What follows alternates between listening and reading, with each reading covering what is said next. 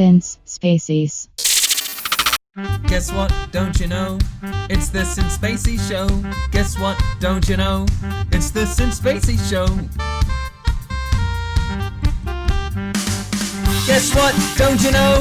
It's the Since Spacies Show. Guess what? Don't you know? It's the Since Spacies Show. Guess what? Don't you know? It's the Since Spacies Show. Welcome to episode number 22. Guess what? Don't you know? It's the Since Spacies Show. Guest starring G to the Next Level, Retrokaiser, and Super Nintendo. It's the Since Spacies Show, everybody! G'day invaders, welcome to Since Spacies, episode number 22. I think that's coming up now to 50 episodes all up that I've done since the name change and everything. Nice. But yeah, it's quite a while. Can't hear us apparently. Sorry? They can't hear us apparently. Uh-oh. No, they can hear us. I can see the audio levels are moving. And Game Train, shut up. How you got banging around? It must be working. Exactly, troll. Yeah, so we are a little late, but we're here now. I won't explain who was late. We'll leave you guys to work out the guilty face. This is another little game. Actually, not me, believe it or not. Everybody that knows me is going to be like, it's that guy. So, we've got 3 guests. 2 that were in on the last episode. We've got G to the Next Level. We've also Super Nintendo Bros. Sir? Is it Bros or Brothers? Super Nintendo Bros. Okay. It's an ongoing Super thing. Mario Bros. Super Mario Bros. Oh, don't. It's an ongoing thing. People people that say bros rather than brothers, it just, it gets me every time. And we've weird how people say bros other than brothers. It says it on the top, Super Smash Brothers, and it is a dot to abbreviate to denote the fact that it's brothers. Anyway, that's weird. Like people will say Super Mario Brothers, but they'll say Super Smash Bros. I'm like, what? I blame YouTubers. There's a couple of big YouTubers that say it, and now everyone just says it. And Retrokaiser. Now, hang on, I got to do that properly. Retrokaiser. I read it out there. How you doing with his sauce bottle? Yep, just dressed in my usual gear. Is there a story behind the sauce bottle? Oh yeah, that's actually just past the 1-year anniversary of this outfit.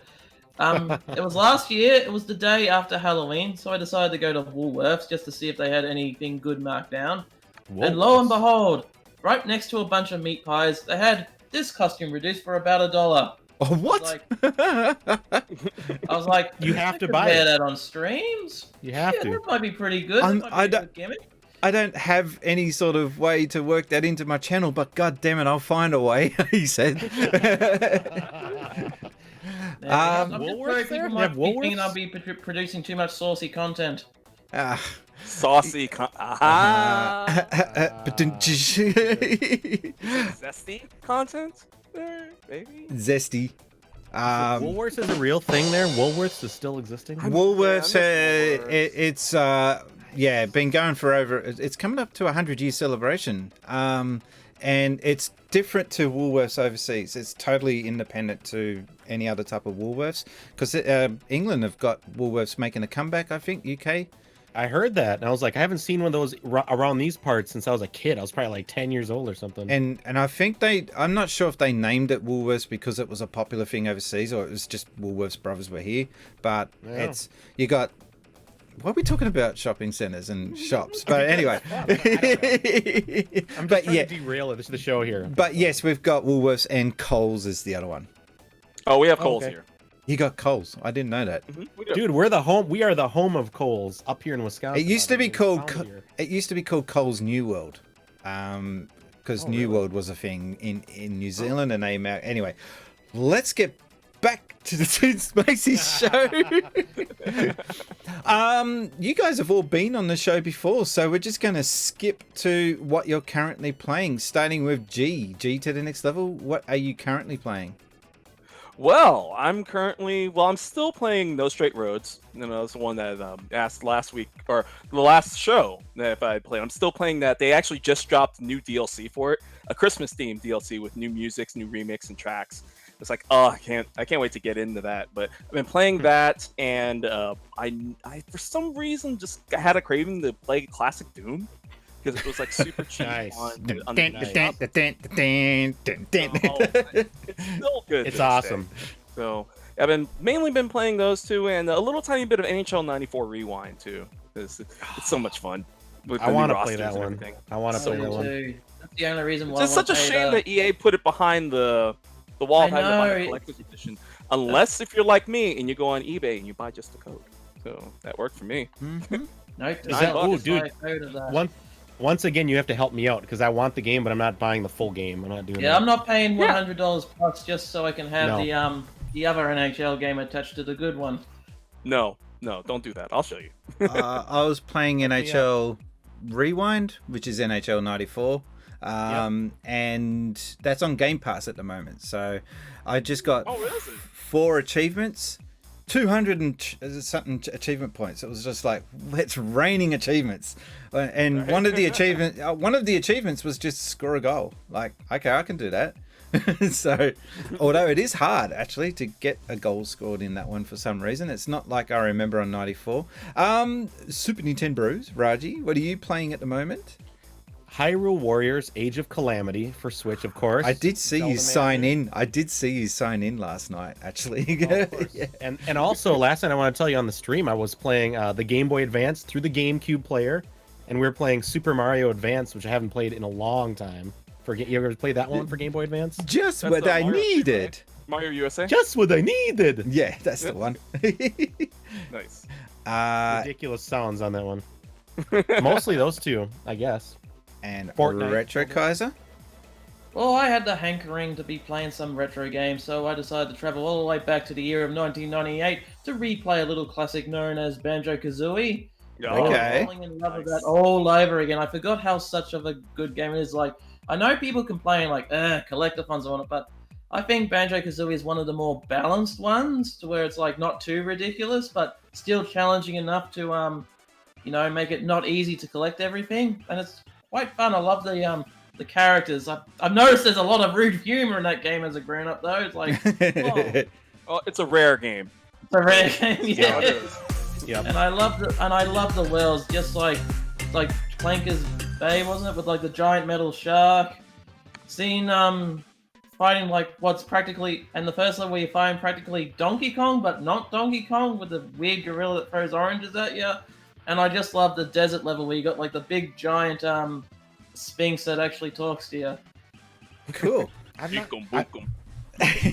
So we've just had Aaron Mole Leader. Aaron, Aaron has just followed. Thank you very much. And also, we've just got a few people lurking in chat. Game Train Twitch with the cats in chat. Love it. 8-Bit Dad. And we've also got It's Plurf. Yeah. And probably a few other people there that I can't see. Just going to quickly get it out of the way. Probably won't get to the chat as often as I'd like, because on these shows it's a little hard to keep the conversation going and also address chat, but I'll do my best. And Aussie Gamers TV, of course, Lucas. Yes, good to see you're joining in. If you haven't, can I do the shout out? Hang on, let me try this. This is awkward, but I'll try. So Aussie, let me try that. What's up? Is that gonna work? Hey. Get on Aussie Gamers TV. Yeah, it worked with the Saturn startup sound. Make sure you follow Aussie Gamers TV. We are going to get straight into the questions, but before I do, just what I've been playing. Well, I've already given it away. I was playing NHL last night, playing a bit of Yakuza. That is which one? That like a dragon. Oh, we're getting raided. I haven't gotten a chance to it yet. Raiders! The raid is on. Ducks in disguise. Sweet. I just made that up. Thank you, Ducks in Disguise, for the raid. So, and I've been playing Like a Dragon, and it's great. If you've played any of the past Yakuza games, forget everything that you learnt from those, because it is a JRPG roleplay game. It's just weird that they turned this into a role-play game, which is nice. It actually works. It sounds crazy and it sounds like it wouldn't work. It just works. I just started playing Yakuza 0. It's awesome. Like, everybody said it's awesome. Yeah, and it's one of the best games of the year. And it's the only Xbox Series X game that I've got, like, straight up Xbox Series X, because everything else is backward compatible at the moment. Because worst launch titles ever. Like, there's just no launch titles at all. Which is worse, Xbox or PS5 though? Which is the worst launch titles? Look, they got the better launch, but you know what? I'm not even going to give them a pass. Both are lousy. Let's just call it. Both are very lousy, but then again, the Nintendo 64 had 2 games on launch. Hey, 3DO only had 1. Crash and Burn. Really? Yeah, they only had 1. Crash and Burn was not. I didn't know that. I did not know that. Right, we're going to quickly go to the first question. If I can get my questions loaded up here. As is now becoming the norm, Game Boy Bryant is leading the way with the first question. Game Boy Bryant, what have you got for us, matey? This is just a really important one because you played the 16-bit generation growing up. I wasn't born until like 1996, so I definitely was born around the PS1 era and things of that nature, you know. But I did play a lot of their games growing up, mainly these two, but not the exact solo cartridge I played on the All-Stars version.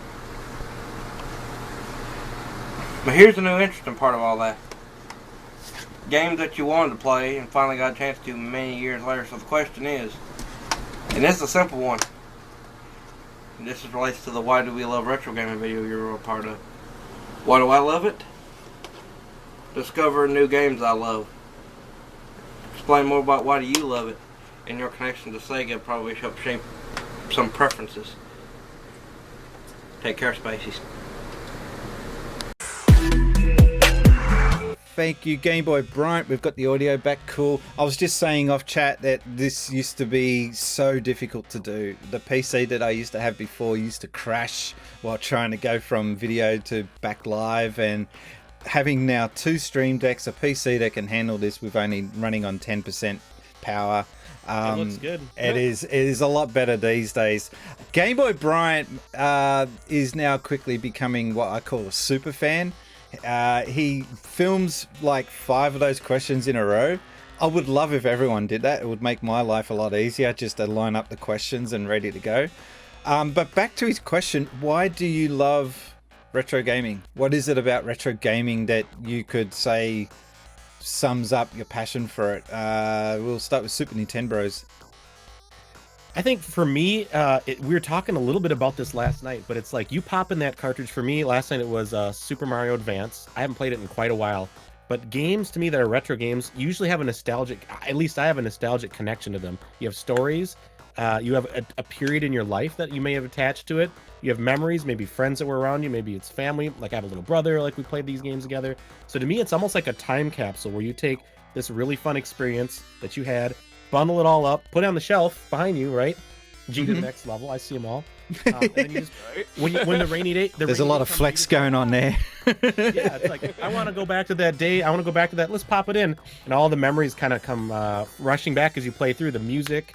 You hear the music, you get good vibes. So for me, it's good vibes, nostalgia, great memories, and it's just, I don't know. There's a lot of replay value for me in retro games. Not that modern games don't have it, but retro games, the replay value is high. I mean, how many times have you played Mario 2 or 3 or Mario World? My God, I played Sonic 1 and 2 a million times, right? That's my opinion. It's just a time capsule of an awesome time. I was going to say, though, with Game Boy Bryant, he was born mid-90s. So he doesn't have, like, the same retro memories of these games, but he just seems to be... And I've seen this with a couple of retro fans that they're, like, coming up to their 20s or mid-20s. They didn't grow up with it, but they grew up with it. Do you know what I mean? Like, it was just part of their life. So it's an unusual phenomenon seeing these younger kids getting into retro gaming as well, which I think is kind of cool. Seeing someone that should be into Fortnite and crap like that, but they're actually would rather... I'll diss Fortnite all night long. I don't care. I'm my camera. But I'm joking. But you know what I mean. They should be in the Minecraft or Fortnite, but they will quite happily pull out a Super Nintendo and get stuck into some random 16-bit game. I have a couple of siblings who are under the age of 10, and while they do like to play Fortnite, they also really love to play like Sonic Adventure. They just fell in love with the Chow Garden and whatnot. I don't get the fascination with the Chow Garden. We've had this conversation. There are people that will forget about the game and just spend all their time in that freaking garden raising those stupid things. The reason why people love that is just because it's like a virtual pet. People love virtual pets like the Digimon and the Tamagotchi. I was going to say it's got a Pokemon element to it. Yeah. Yep, it's that same philosophy. Like, it's not akin to something like, say, The Sims or something, or games like that too. You know. I was just laughing at the chat. What's wrong with fork knife? Fork knife. Yeah, okay. Oh, Uncle Chunt's in the chat too. Retro gaming is simplicity and doesn't demand 100 hours of your time and or your credit card. Uncle Chunt, Chunt, good point. Good point. So you can just sit down and go biggity bam right into it. You have to sit down. Go what? Sorry. Biggity bam. Love it. Whim wham slash pow. But for me, it's not necessary that camera gone crazy. It's not necessary that I love retro games. I just love games in general. It just happens that a huge chunk of the games I love just happen to be retro games. And so it doesn't matter if it's modern. It's going to be retro eventually. Yes, Brian, Fortnite's going to be a retro game in the future. Yes. Minecraft's steadily heading into that territory. It's been around for 10 years, yeah. I just love, especially for all the eras, because they're all so different. And they've all got good games on the system. And I'd like to, so I'm as I said, I love games, so I'd like to experience, a whole lot of these things just to expand my gaming knowledge. Because the one game that I learned about yesterday, actually, which I want to play, which I never learned about, actually, that's gone off topic, but... Which is what new for you? How dare you? Example of, my knowledge I've learned about gaming, because there's a huge chunk in the retro scene on old consoles that I just don't know about. For example, I just learned about the Game Gear version of Aladdin last night. Yeah! And I saw that, it's that's different. It's a lot... Exactly. It's a lot more Prince of Persia, Metroidvania. Did you pre-plan this? You just got that lying around? That was quick. Well, that's my Master System one. Well, okay. You got more Master System games than me, you dog. And it goes all the way to the floor, too. Sorry. But when it's the same as the Game Gear game, only like Sonic 2, it's slightly different on TV. But yeah, I agree with you, Kaiser. This Aladdin is awesome. I know. I'm gonna have to hunt that down now. It's like a Metroidvania game too, which is it's like an endless runner mixed with a Metroidvania. It's a lot of fun, and the graphics are awesome. Oh yes, they are. They're near 16-bit quality. Seriously. It just shows why a Master System looked a lot better than the NES. It did. It did. What I'm trying to say is that is a conversation I could easily get into, but we won't. I love retro gaming. It's reasons like that. I can always discover something new from previous eras and just expand upon my knowledge, or just gaming in general. But yeah, I just love gaming, man. Have we noticed? I can agree with that. So just a bit of housekeeping. First off, thank you very much for that question there, Game Boy Bryant. And we've got a few people that I've got to give shout outs to in on the chat. Uncle Chun, of course. We've also got Paulie Kwan just joined in. Paulie Kwan. I love the announcements. Hey, we've also got, I haven't seen Goff, but I've seen Aussie Gamers TV. Aussie Gamers TV. Okay, played the audio, fine. What else we got? Anyone else there? I'm doing, you guys can't hear it, but I'm doing welcome sounds. That's why. I believe you. Yeah, I hear you. Okay, anyway. I don't have to do anything but talk. I just talk. It's all I love it. I don't have to push buttons or anything. It's nice. This is a new experience for you. I'm like, haha, well, do the thing. I don't care if it works. Next question I've got, oh yeah, by the way, I've got 2 Stream Decks rocking now for the first time. This is awesome. I've got the sound effects on my right. I've got the camera angles on my left. It's just like a proper TV studio here. I'm still trying to wrestle with just one. You're out there rocking 2. You know? Have you got the XL or did you just get the standard? No, Yeah. The only reason why The only reason why I went with the XL Stream Deck is because it's bigger and it was on special, but I got sick of having to hunt in and out of screens with this one here to get to what I wanted to get to. With the Stream Deck XL, you still have to hop in and out of screens, but nowhere near as much. It's just a lot more of a comfortable ride, and having two of them it's mega expensive though. Oh, yeah. It's not cheap, but you know what? You use it every stream, right? Yeah. So it's worth it. Pays for itself. It pays off. Let's get into the second question. Super Jude is up next with question number 2. And I love how she always uses props. You'll see. Here we go. Hey, special guests. Jude here. I am on a break at work trying to get my question in before it's too late. Merry Christmas to everyone, by the way. Alright, I'm here with my special desk buddies. We got Jon Snow, a blooper, and Link, of course. Alright, my question. As someone that only plays Nintendo, primarily, I can't help but notice these other new consoles that are popping up everywhere in everyone's feeds. In your opinion, and special guest opinion, if I were to consider stepping outside of the red zone and going into, say, a green or a blue zone, what would you recommend for a Nintendo girl would be best? Like, what do you think I would enjoy? Because I love Nintendo games. What's better, PlayStation or Xbox, in your opinion? Okay, bye! Have we got the audio? Come on. Yes, it's working. Cool. That is an awesome question, by the way. The 3DO. Mm-hmm. Thank you, Jude. 3DO. Oh, overtime. Yeah, okay, I just saw that. Yeah. Get a 3DO.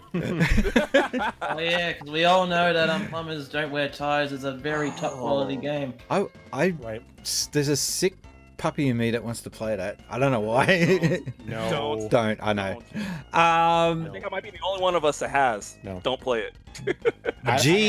G, back to her question. Xbox or PlayStation for Nintendo fanboys? Or girls. I've got an answer for this, but I want to hear your take. It's kind of a tough question to answer now because the landscape has definitely changed in the last few years between like what Xbox carries and what PlayStation carries. It used to be a lot more of a landslide where, like, if you asked me this question maybe 5 or 10 years ago, I would have automatically said PlayStation. But now it's a little bit closer, but I think in the end I still would say PlayStation. Just because if there's one thing I kind of see Nintendo as is that they're kind of more akin to variety of different types of games than anybody else. Microsoft and Xbox is too, but I think that they're still a little bit like the variety of different types of games is still a little bit narrower than PlayStation. I think that overall, especially with Xbox Game Pass, I think overall it's a much greater deal to widen your horizons on what games you can play. But I think overall, especially if you like single player and adventure games, if you like the mascot type games like Ratchet and Clank or Sly Cooper, like if you're looking for something like Mario, there's not really a whole lot that's not multi-platform. Whereas with PlayStation, there is. So that's kind of where I would take on. I think overall, I would say if I had to choose between one or the other, for a Nintendo fan, I would say go PlayStation. I was saying this about a year back. I don't understand why Xbox isn't going after the kids market. I just don't see it, why they're not chasing that. The dollars are there. They just have to make... I think they're playing safe. I think they're mainly just playing safe because, hey, we've got our audience, we know our audience, we're just going to shoot for them. But that's not to say that they haven't come out with some family-type games. I mean, they had Lucky's Tales, but they're few and far between. So. Yeah, it was Xbox exclusive, and they lost that, which I thought was a bit unusual that they would let that go. Bring back Blinks, yes. Bring back Blinks, yes. Agreed. Coming soon to Mascot Mania. Yes, bring back Blinks. Absolutely. So good. I thought it was a great game. Raji? I gotta say, as a Nintendo fan, I'm kind of a fanboy, right? But I love Nintendo, but I don't have a secondary console. I've got a secondary love. I've owned 360s. I've owned the Xbox One in the past. I just have gravitated towards Sony because I feel like they do everything that Xbox does, but they just do it in a smoother fashion, and I like their exclusives a little more. I just personally think, we were just talking about before the stream too. I don't have a PS5. I'm not buying one right now. Maybe someday. But I think overall their launch library is better for PS5. And for PS4, there's a freaking treasure trove of things on my shelf I've yet to get to. I've yet to play Horizon Zero Dawn. I'm so excited to get to it. I don't know. I've had both, and I just feel like the user experience is smoother and sharper on PlayStation. If I had to pick between the two, it's not a question. I don't buy Xbox anymore. That's just my opinion. Doesn't buy Xbox? Okay. No, I'm Microsoft. If you want to play Xbox, I say just play it on your PC. They have it all on PC now. That's a valid point. No, but I was going to actually just go flat on just say PlayStation because they've got exclusives, but then I thought to myself, hang on, Xbox has a really, really excellent backwards compatibility, unlike the PlayStation 5. Very true. Therefore, you can dive into like a really good history of Microsoft past, gone from like the original Xbox to the 360. And as I've mentioned before, even kids these days like retro games. Yep, you got links, and you can play. And it is backward compatible. Games on there. There's like a whole bunch of lots of gems that you can just dive in. So there's like a lot of these classics. Well, were released on PlayStation. You can't play them on the PlayStation 5 because their backwards compatibility just plain sucks. Unless it's PS4, that's it. Yeah. I was gonna say, PS4 is all right. So I'm actually going to. Do you remember? Devil's advocate. I'm going to go Xbox with this one. Do you remember when the PlayStation 5 rumors first started, and everyone was thinking it was going to be backward compatible right back to PlayStation 1 with everything? I never believed they said you're going to play. If that ended up being true, that was a day one purchase for me. I would have hopped off Xbox for that, because there's a stack of games on PlayStation that I would love to be able to play all of the PlayStation games on one box. And I don't know, whatever reason that they couldn't do it, they didn't do it. So yeah, I got a feeling they just didn't want to cannibalize their sales. That's all it was. I think it was a cost reason. I think they were trying to keep the cost comparative to say like what Xbox dropped out with, because if they added like the Emotion engine from the PS2 and like a few other engines, it probably would have added on at least like another $100 to it, and that would have been trouble, or they would have lost on it if they kept it at 500. Would have been so cool though to be able to just put Gran Turismo and then swap that out for the latest Gran Turismo game in the one action. It would have been awesome. Side question from Sasquatch, but is the backwards compatibility attractive to someone trying PlayStation or Xbox for the first time? Would that have been a draw? I'm going to say yes, because it gives I think more so. to play. Yeah, exactly. What, triples or quadruples? Oh, maybe not that much. Maybe triples the amount of games that are available at launch, even if you've never played them before. A good game on any console is a good game. Yeah. Because once someone actually does get into a console, they're going to be looking up to see what they've missed. And when you got the backwards compatibility on like the Xbox Series X, you're going to find a whole lot of stuff you missed, but you're going to be able to play them. Yep. Interesting question. Interesting question. Thank you once again, Super Jude, to take time out from your work. To do that with the mask on and everything. Mask up, peoples. I don't know. We're not doing it really here in Sydney, but because we've had one case in the last month. One case. So it's not really a thing here anymore. How is that possible? I'm so happy for you, but how's that possible? That's awesome. Let's not talk about where we're at right now. Yeah, I know. Because we nailed it day one. We pretty much nailed it. I'm happy for you, but nope. You don't. You go to the shops, you don't see anyone wearing a mask. No one. It's just business as usual. I would wear one. Probably not so much going to the shops, but going on a train, especially, I would. Smart. I still think it's smart. Yeah. We're going to go into the next question. The top loader. Oh boy. Toppy, what have you got for us, matey? How much time? Since Spacies Land. How are we all going? Today's question from me is going to be, who is the best looking male YouTuber? I would love to see your faces right now, because obviously that's not my question, because the obvious answer is me, and we already knew that, so I've got to go into my actual question, okay? So my actual question is, I still love to see the look of your faces right now, is what's your guilty pleasure game? Now, I have a guilty pleasure, and it's called Bubsy. Yeah, Bubsy. But it's not so much guilty, it's just more pleasure. Take that as you will, fellas. Alright, that's my question. That's all from me, okay? You got what you want, okay? You got what you want from me, right? Now don't turn me off. Just let me keep talking, alright? If you let me keep talking, then maybe I can keep talking on your show. So, don't cut me off. Whatever you do, don't cut me off. I'm just going to keep going until you cut me off. And guess what? You're never going to cut me off. You're just going to let me talk. I know you're going to let me talk because that's what I like to do. I just like to keep going and going and going and going and going and going. Alright, I'm just going to cut myself off because I'm all out of breath. And, when I'm out of breath, then I'm going to cut myself off because, now I need to have something to drink after all that rambling. So, see you later. Thank you, Top Loader, but I think we've had enough from you.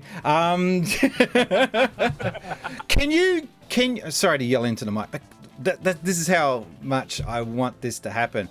Can you get on Twitch? Like, seriously, yes. You would kill it. It'd be fun. Think about it. One of the hardest things to do as a Twitcher is not playing the game. Playing the game part's easy. It's to talk. And you do that so well and so constantly. I don't know about the well bit. You just don't shut up. There's no off switch. And that's perfect for Twitch.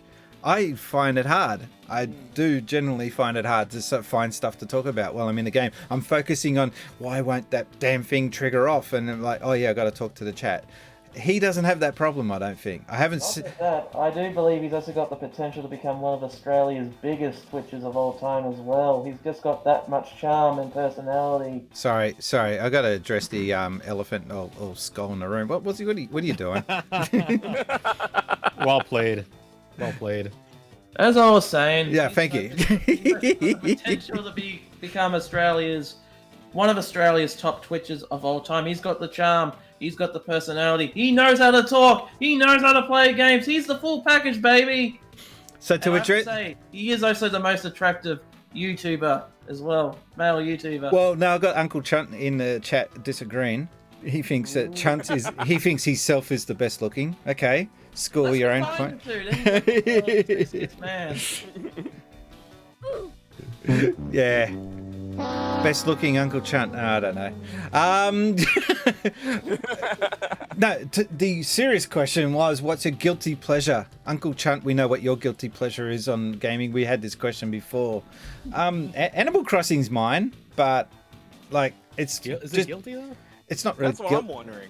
It's guilty as in people look at like a grown man playing a game about little animals running around on the screen, sending messages to each other. You're describing me. I don't see the problem here.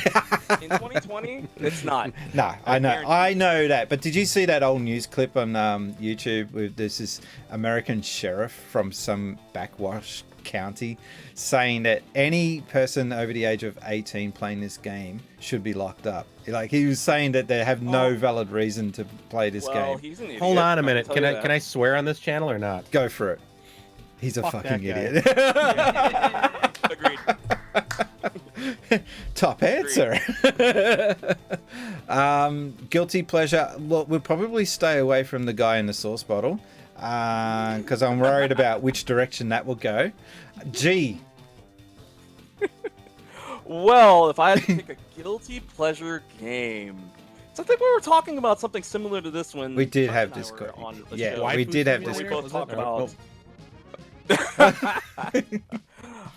It does involve waifus, though, to an extent. Y'all heard of a game called Galgun? No. Yes. You've heard of that before? I haven't played it, but I've played it. Okay, yeah, I've heard of it. I've actually been a fan of this series for a while, and yes, it's lewd. It's very crude. It's basically like an on-rails first-person kind of shooter where basically like demons have come into the world and they have possessed all these girls to basically confess their love for you. Essentially, and you're armed with like this little gun that basically you have to shoot at them to how can I explain it? For them to go into euphoria. Go to euphoria? How can I say this? Have you ever seen have you ever seen the movie Orgasmo? I've heard of it, but I've never seen it. That's because when I played it, felt like a light gun shooter version of that movie. But the thing is, the game is a lot of fun. It's actually I'm not going to buy it right now. That, believe it or not, my wife actually likes playing too. It's that fun, and the sequel is even better. It's like I couldn't believe, like, when I first played it for the first time, I was like, there's no way I'm gonna like this. This is stupid. But then I started playing it, especially because there's multiple paths. That's how most of those games start off. Yeah, right? I'm curious now. You should try it. It's fun. But that's probably between that and, of course, Dead or Alive. Sorry, Extreme my Beach brother's Volleyball. walking around in the background. I don't want him on camera. Is he naked? What's the problem here? Close, he's in his underpants. Dude, I've been banned from PAX because of a channel having 2 dogs in the background. So are we going to join that list with another ban? It's just the internet. What's the big deal? Lewd. You've all seen it. Guilty pleasure. I think Animal Crossing's about to close. I don't really have any sus games in my collection. Maybe I should change that. But you know, wifey would look at me and go, "What are you doing?" Nothing. I can answer for you. Funny enough. Oh, you go first. You go first.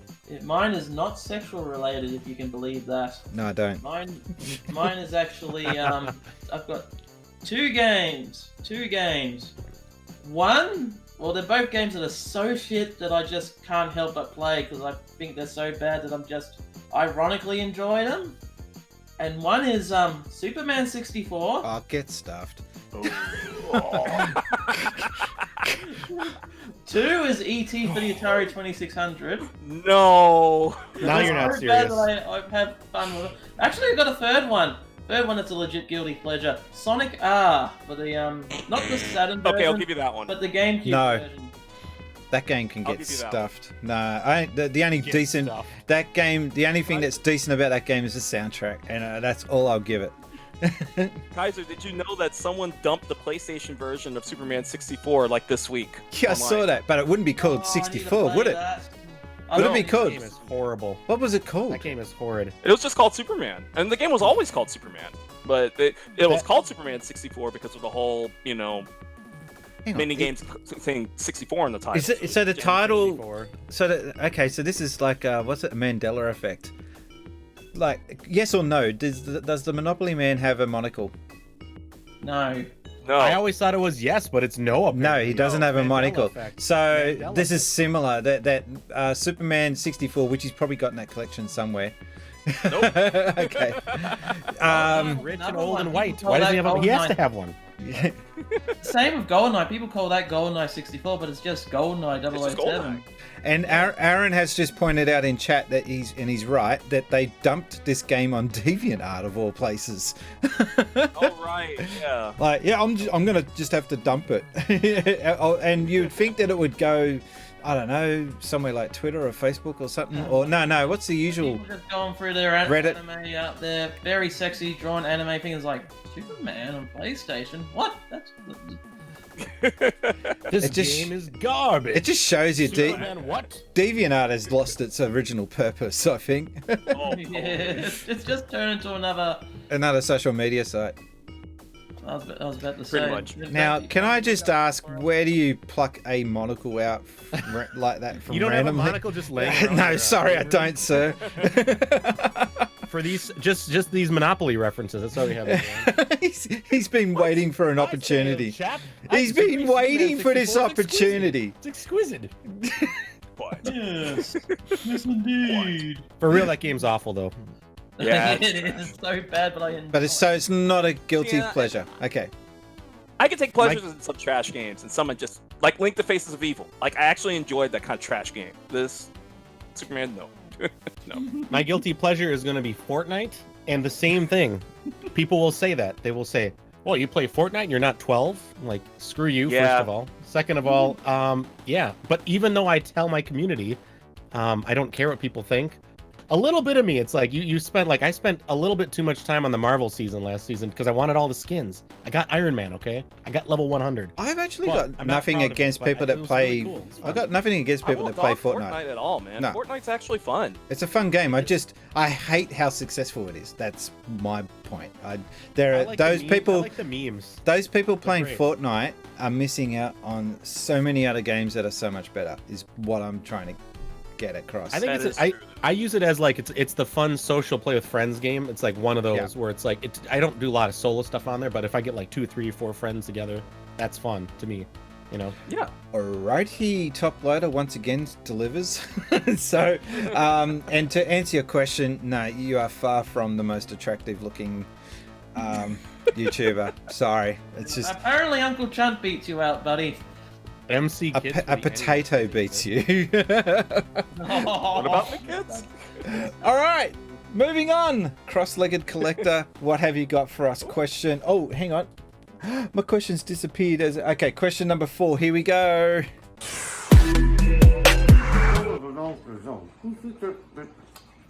Yeah, I got a question.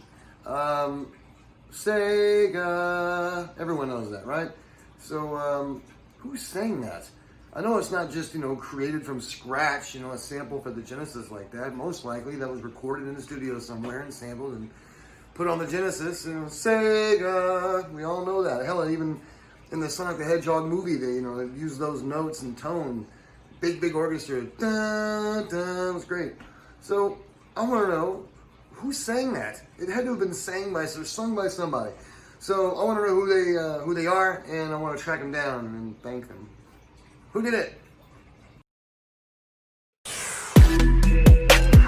This is an ongoing topic. Who knew? A guy that used to work at Sega would have to keep explaining the Sega charts. To my knowledge, the earliest, the first appearance of the Sega chant, this one, that first appeared on Japanese TV commercials in 1983. And it was used in conjunction with the advertisement of the SG-1000 and the SC-3000, which were both classed as the same console, really. And at the end of their commercials, they used to end with the Sega. I didn't get to hear it, though, until, like most of you guys, Sonic. So when I went, as a 17-year-old, got invited into the local Sega office, and they wheeled out this Mega Drive with a TV attached and everything, and then they brought out this ROM board and slotted it in. I'm like, what the hell's that? And when they loaded it up, instead of the usual black background with the Sega logo, it was white, and all of a sudden this blue streak goes across the screen, and the Sega chant comes on. And I thought, why are they saying Sega? Because we say Sega in Australia. It's been Sega growing up. That's all we knew it as. So that was the first time I got to hear it. Going back to the pronunciation of Sega, I keep saying this. Sega of America used to pronounce it as Sega way back, before the Japanese bought the company. So the Japanese took ownership in, I think it was 82 or something like that. I don't know. It was around the early 80s. And then at that point, the Japanese were in control. And they started pronouncing it as Sega, not Sega.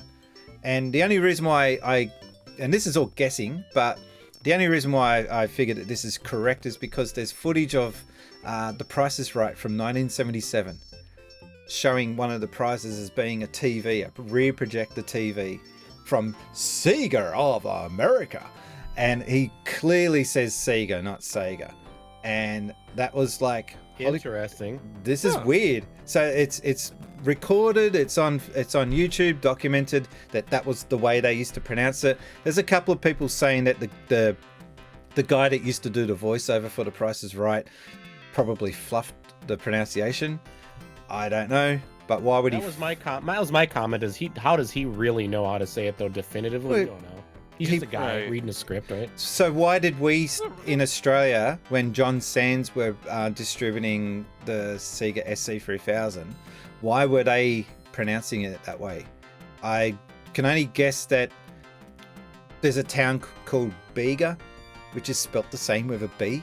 So they're thinking, well, it's Bega. Why isn't it Sega? So I don't know. I've got an alternative theory about that, and that's got to do with the musician Bob Seger. That might have... Can I mute him?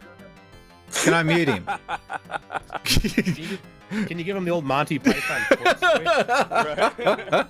Yeah, the foot. Speaking of the Price is Right, do you have that horn sound on your soundboard? Because you could really use it right now.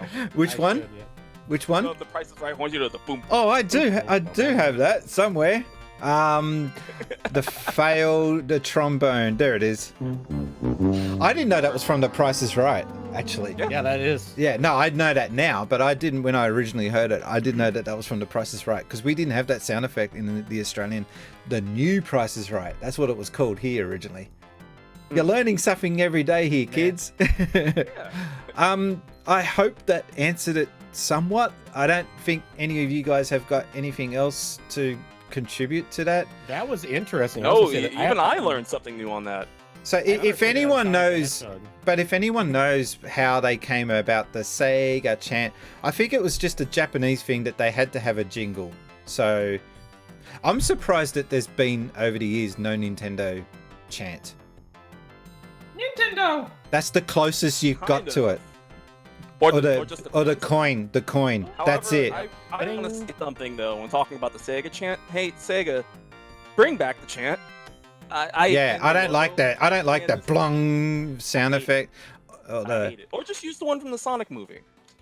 You know? That was I teared up when I first watched. Me too. When I first watched the Sonic movie, and they're showing all the different games over the years from Sega in general, and then they did the doom doom with the orchestrated music.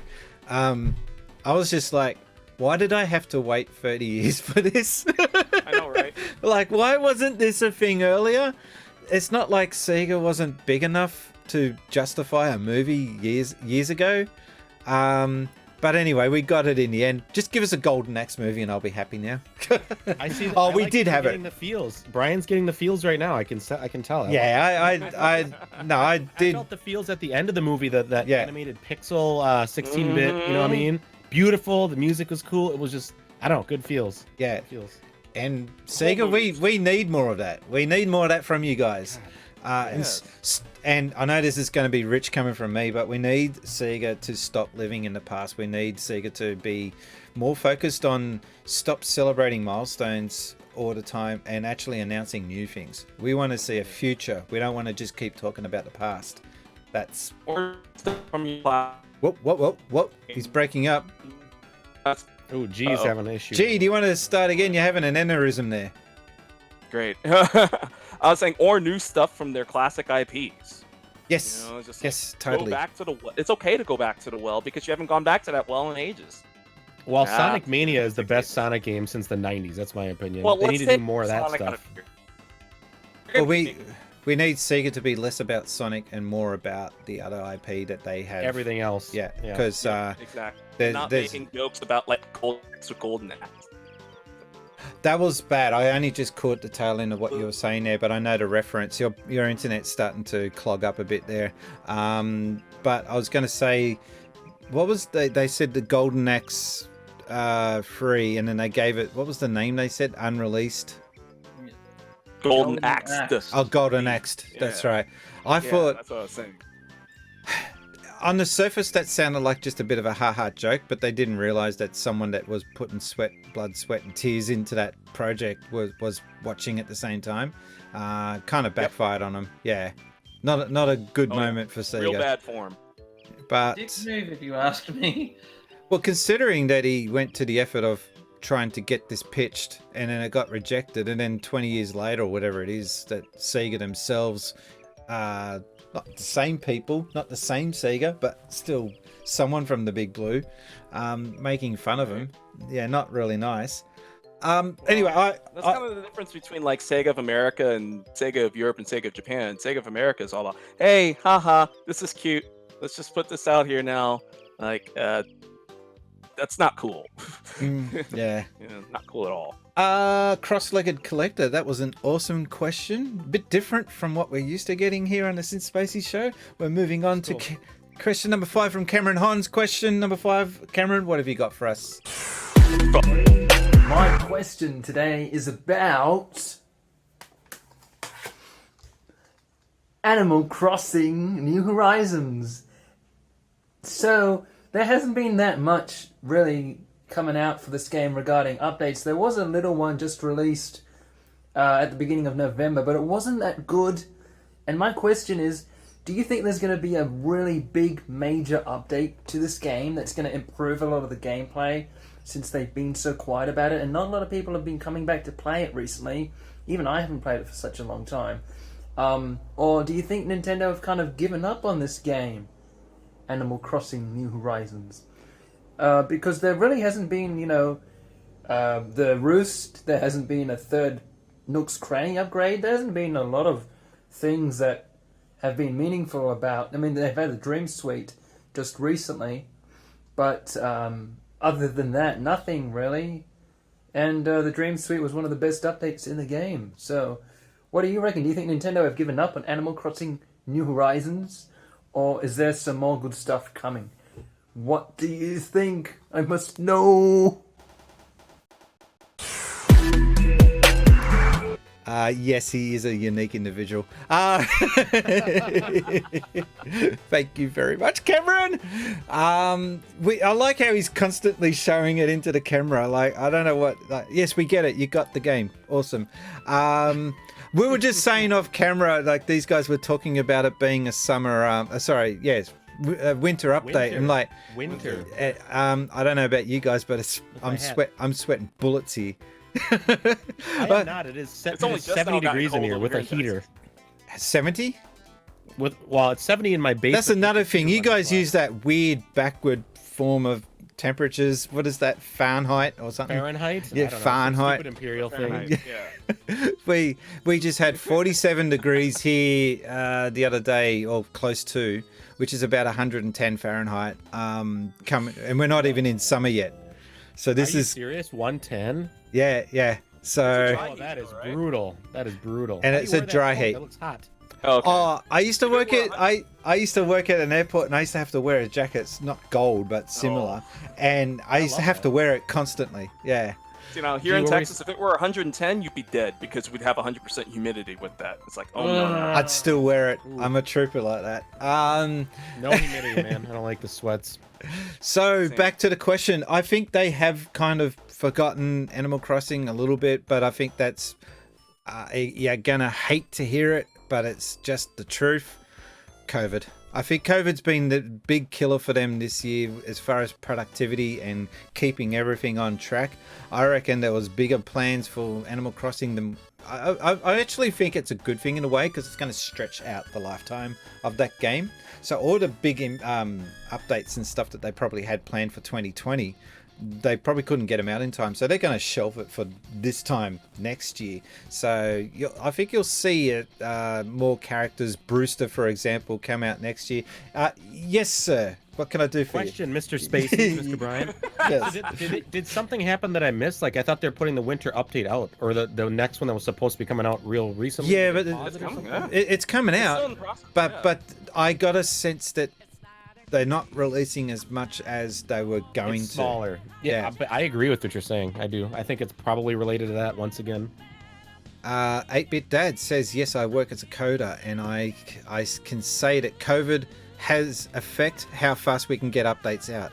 Yeah, because all those conversations used to take place in the one room, and they used to bounce ideas off each other in the one room. Now they got to do stupid Zoom calls to each other, and well, we just saw G went 8-bit mode just for a second back there. Canada mode. Comcast lazy.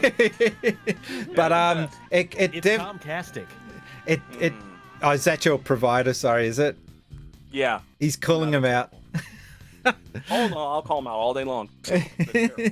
Just wait till the show's done. We like to have you here. They don't want to unplug you too fast. So, it's true. Like, what did you say? Click. So we, I at my work, I can work from home comfortably. I don't need social contact for my work, what I do. But coding, you're working in a project that is involving input from everyone on the team. I guess that would suck, because you can't just keep meeting all the time. You got to actually get to the point of actually doing. Yep. I don't know. Do you guys have a theory, or have you heard anything? Like, or anyone? Sorry, G. I do. Well, I mean, especially because I still play Animal Crossing daily. I know I didn't mention it earlier, but I still play it daily. Why aren't we friends, first of all? But continue. What? We're not friends on there, but we'll figure that out later. Oh yeah, Animal Crossing. We'll exchange codes totally. All right. But my thing is that I agree with you. I think COVID does have something to do with it, but I think also Nintendo had a grand plan as far as like rolling out updates and whatnot for the game as well too. That I don't really think it affected it as much as you might think. Especially, I mean, for a lot of people who are new to Animal Crossing, like I've played Animal Crossing since the Acre days, since the GameCube. You know, YouTube, so you know what I'm talking about. And it's like... No, I was scratching myself, but yes, I am in that category anyway. Oh, there you go. I didn't know you were saying that you were too. But that things happen because of the seasons. You know, the game continuously runs on an actual calendar clock. So there's always going to be something new that you have to wait for until that particular time goes, unless you're a time traveler. And that gets into one of my other points too. Just that I don't think Nintendo's given up on the game at all. And I think one of the biggest, or two of the biggest reasons that I think a lot of people have kind of fallen off from Animal Crossing that I think wouldn't have been otherwise is the advent of time traveling. I think is one. Now I'm not gonna begrudge you if you time travel while playing the game, but I will but I will say though, overall it decreases your lifespan of the game because you want to have it now. That's not really the way that Animal Crossing is intended to be like that. So you're really just kind of cheating yourself. Do you find it kind of ironic that the guy that used to work on a hotline that gave out cheats is the one that's judging people that time travel?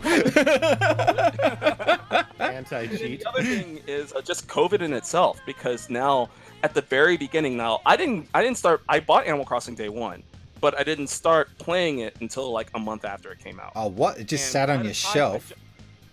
It just sat on your shelf for a month?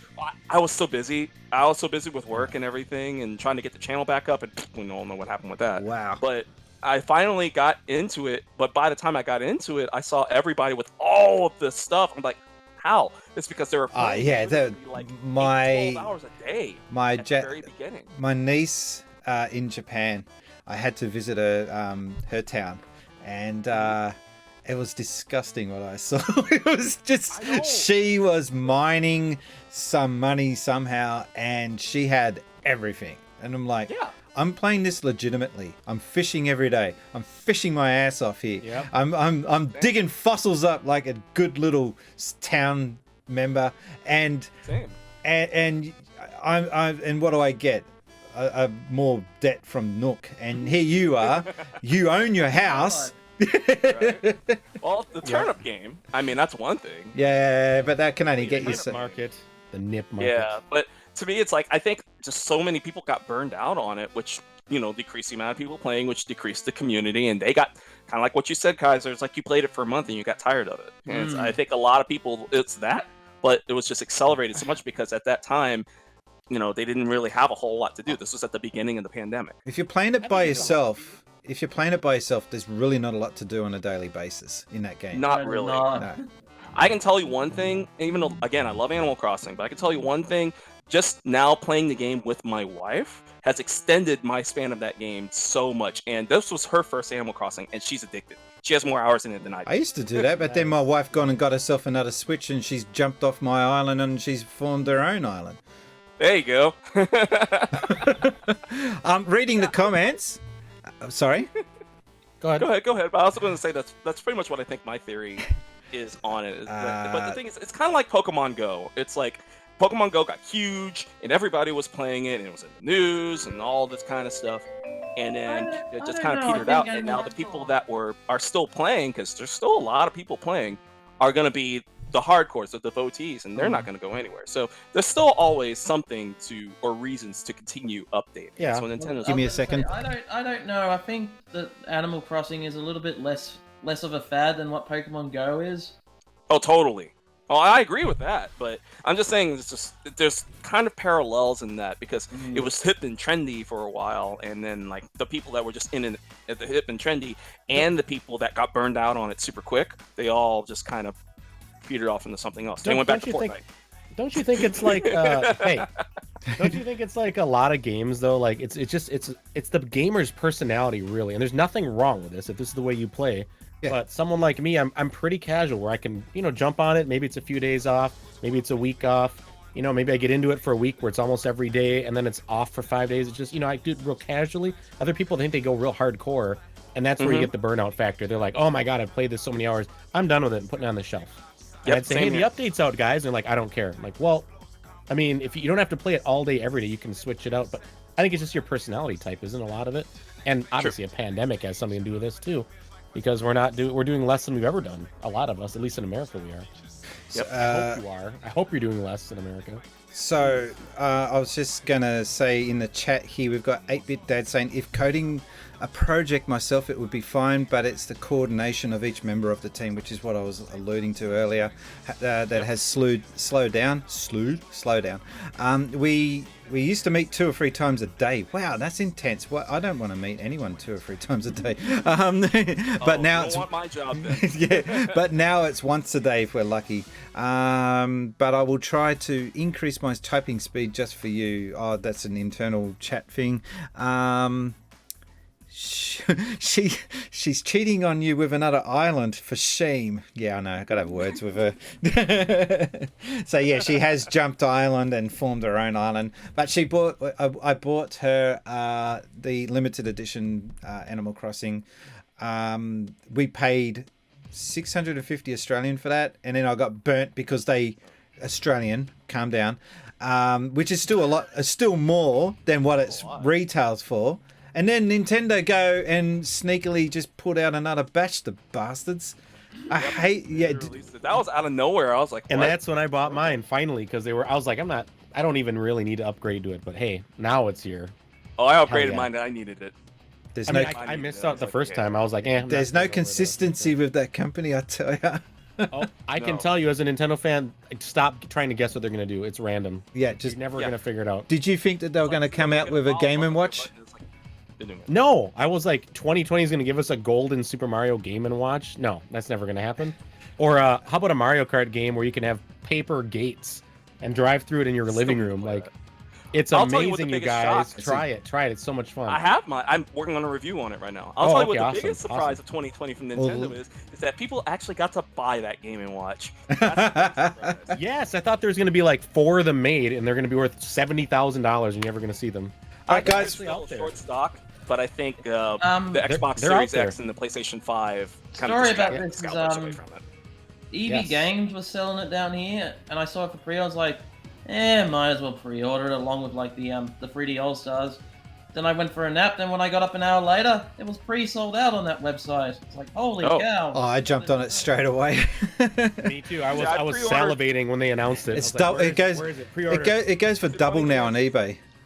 The funny thing is, I pre-ordered it on Amazon UK to deliver to the US because I didn't think that we were going to get it. Gee, me too. we got it in the US, and it was too late for me to cancel my UK pre-order. So I was going to say, I canceled it once I was secured in the US. I canceled it off. So I was like, it was like days before. It was already on its way. Guys, that was question number 5. We've got one more to go. Stewie's Retro Game Room. Stewie, what have you got for us? Yep, just want to throw a wee question out for the show. I was just thinking to see now that obviously this Evercade arcade machine that's coming out. It says, well, I see coming out. It's out obviously. With all these excellent games that it's coming out with, it's like all the indie games and all the old Gale classics. I was wondering what would be your ideal kind of game collection to come out for that machine, because I mean, I don't know about you, but I'm quite excited about it, and I seriously I'm thinking about buying one. So I was just curious to think what you guys could think of, like game wise, you would love to see kind of bundled into one big kind of bundle and put into one of those awesome carts. Take care of yourself, folks, and have a good one, and be safe. Wear a mask. Bye for now. See you after.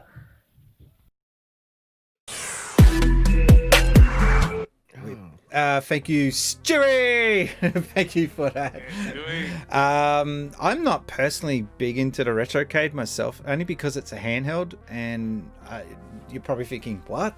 But those games that they're trying to replicate are all usually arcade games. I want them on a cabinet. That's my take on it. But I can see that there's people out there that are really salivating on this thing. Yeah, that's it. That's the one. Yeah. I had to look it up. I had not heard of this before. Oh right. Well, it's very well packaged. It's a very neat idea. Again, this is just a personal thing that I don't like the portability side of thing. This is something that I think should be in a cabinet. That's just my take. But cabinets you can't take with you. I would love to see someone pull out an arcade machine on the subway or something. Playing Donkey Kong or something. Well, that kind of reminds you of that Seinfeld episode where they're trying to drag the Frogger machine. The Frogger. Right. Frogger, baby. Frogger. Never mind. That one. Yep. Retrokaiser, you've got a lot to say about this, haven't you? Oh yeah, I actually really love the idea of the Retrocade, but my problem with it is I've seen the games for sale down here in Australia, but I've never seen the bloody console down here. Yeah. Nowhere. But the games, yes. And I really do love what they're doing, like putting like Interplay Collection, Data East. I think Tecmos is another one. Just throwing these one little cartridges, like it's just a great idea, like to legally play these games or officially play these games all over again. And one collection I would actually love to see, this is probably a bit of a meme, but I would love to see a Doom collection for that thing, featuring Doom 1, Doom 2, the expansion packs, and Final Doom. That would be a fun one to take in your pocket. That would be awesome, actually.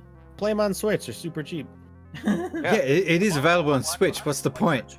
Oh, way to burn me down, guys. No, it's available on Switch. Why make a console? Why make a console just to repurpose a game that's already been released so many times? It's just, I don't get it. But it answers a question, Brian. And the question is, does it play Doom? Yeah. Yep. They got Doom running on a Mega Drive. It's like, come on, you can do that. I did see that. Yes. Arcade cabinets. Have you seen those? Do you guys get those? Oh, I love the one up. Now here in Australia, Audi released the. Oh, he's got one. Son of a bitch. He's got Golden Axe. The Golden Axe one. That is what I'm working on after we're done with this show. You see that next to wait a second. Wait a second. I'm sorry to my garbage bins right there. That's my actual. I've got an actual cocktail arcade cabinet. A good call. Oh, nice. They're only just checking out your Sunkiss. Just give up. Is that a Mega Man X3 poster? It's got Mountain Dew too. That's a Rockman X8 poster. Oh, that's sick. I just barely. I want to. And the chat has descended into a show and tell. Oh, that's beautiful. I love it. Move the camera to the right. That's beautiful, G. I love it. Love it. Anyone else got show and tell? Are we done? I have one. Oh, here we go. Check this out. We had a. This is you, guys. For those watching at home, that's nice. Look at this Game Boy Advance with an IPS screen and a Super NES. Holy gonads! That's awesome. So this is usually what happens after the show. That we usually go off chat. Off air. So beautiful. Sorry, we usually go off air and just start showing each other all our different little. Oh, I love. Okay, that's the OG Game & Watch. Look at that one. Yep, that's an original. I'm actually tempted to get one and just deck it out. Jealous. I don't have one. I don't have an original. I always wanted one. Are we gonna do this too? We're gonna play this game. Okay. Yes, you guys. I love it. Beautiful. The button's been chewed. I'm gonna have to fix that. I've got two. I've got two of these, by the way. You've got two. Can you send me one, please? I'll give you my address. Okay, you can give me your address. I don't know if I'll send it. We'll make a swap for something. How about that? Have you got Game & Watches? I don't. But I have Nintendo stuff you might not have. There you go. Retro. Oh, jeez. What are the odds of me not having some Nintendo stuff? Jeez. I don't know. I don't know how much Nintendo stuff you have or don't have. Not a lot. Not a lot. I actually only just managed last year to get my... Oh, no. Towards the end of 19, I think it was, or 18. I can't remember. But I only just recently got an NES. Never had one. Which is... Do you love it? Yeah, we got to get that fixed for you. You're gonna love it, I think. I find the games... I love the NES. I love the look of the machine, but I find the games are a struggle for me. They're be hard. Quite honest. They're hard games. They are hard. No, it's not just that. They are a struggle. As in, they are a struggle to play through compared to Master System. Master System is the superior system. I'm so sorry. I do want one. I want one. What's that Look, I'm a sound? Sega guy, but I don't know if I can agree with that because I love the NES. You're sitting in front of an awesome collection of Master System games that would easily poo on anything that NES put out. I don't know if I can allow this talk. Well, here, in all fairness, though, Brian, where you are, you got a lot more Master System games than we did. So, We did, yes. I will say that because we pretty much this entire top shelf is all imports. These are all. Oh, you got the Brazilian Tectoy one. You got the Battle. I do. See, y'all got all the cool games. We got just like the standard stuff. I mean, you even got the awesome Master System Sonic 2, which to me, I love this version. But yeah, it's like NES. I don't know. You know who made the first one? The first Sonic? The first Sonic on Master System. Do you know who was responsible? Yuzo Koshiro behind it? Yes. Yeah, that's what I thought. Yeah. Like, And if you don't know who that is, that's the guy that did the soundtrack for Streets of Rage. Sick. Okay, it's like, where's the big boy? There's the big boy. Street Fighter. Yes, now we're talking. I'm not. Mortal Kombat 3. You have the Master System version of Mortal Kombat 3. I do not. Oh, I know it's that's actually a pretty decent version for an 8-bit version of Mortal Kombat. Is it? Yeah. All right, guys. I mean, it's playable. I gotta wrap this up. I'm so sorry, but I actually do gotta go somewhere. Just well, real quick for the Evercade. How rude. My answer is Taito. Make a Taito compilation. That's what my answer was going to be. Oh, that's a good choice. I would Sega just would be another excellent choice, but I don't think we'll begin a Sega collection.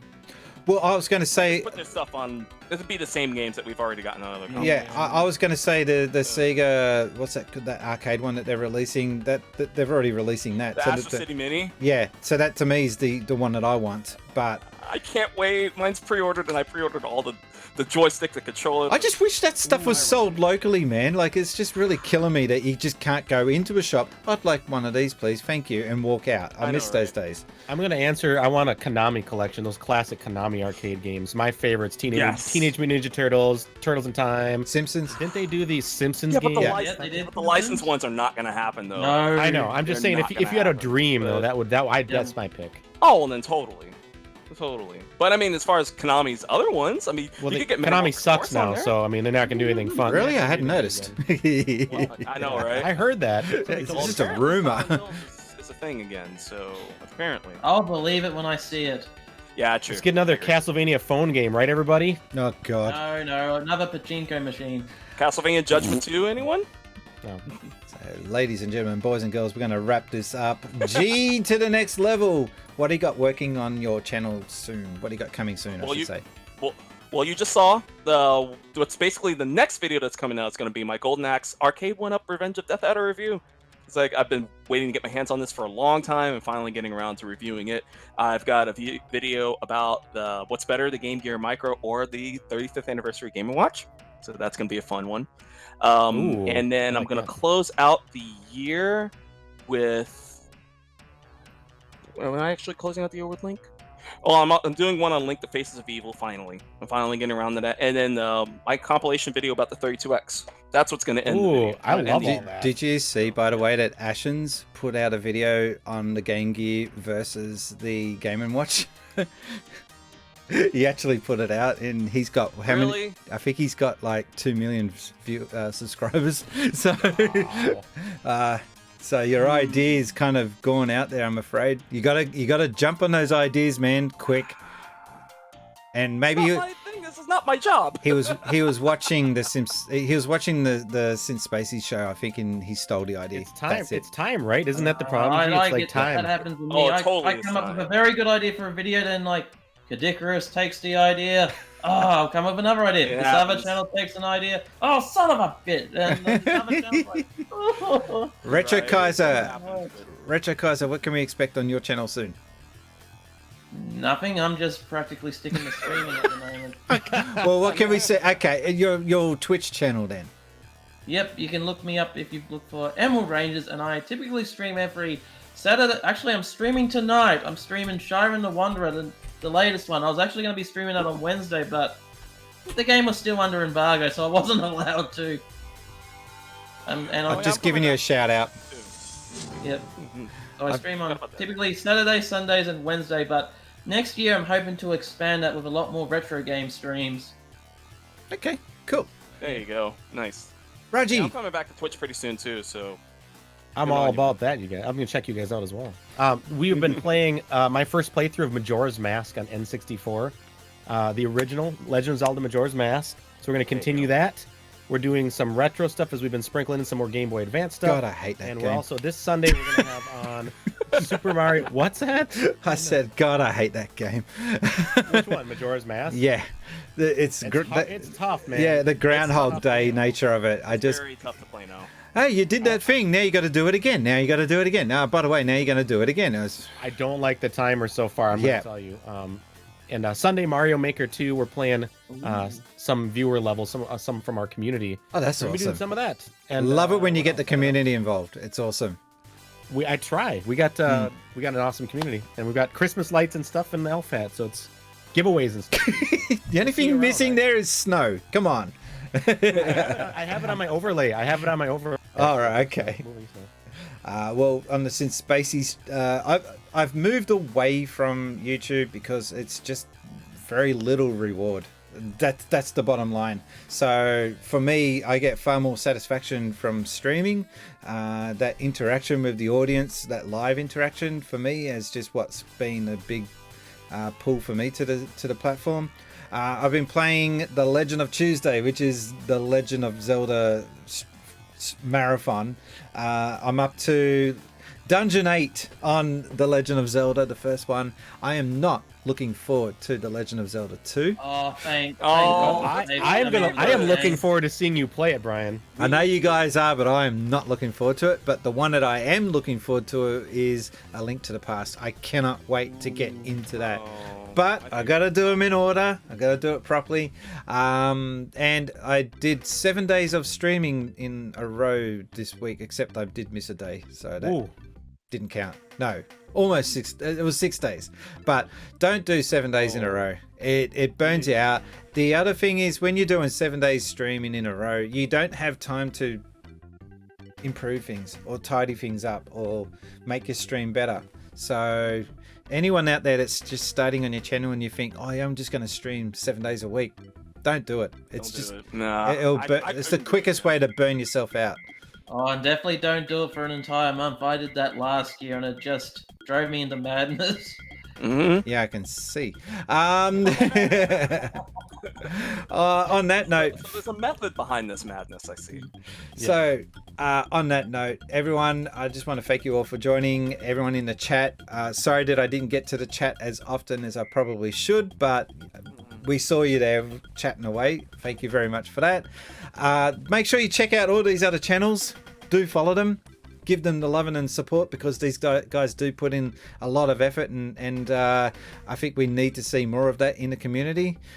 In the meantime, my name has been Brian, and I've been gaming since Spacies. Thank you, guys.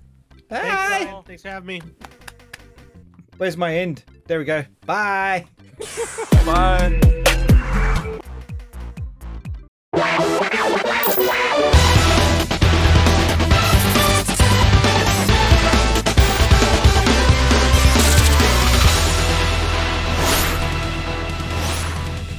Since Spacies.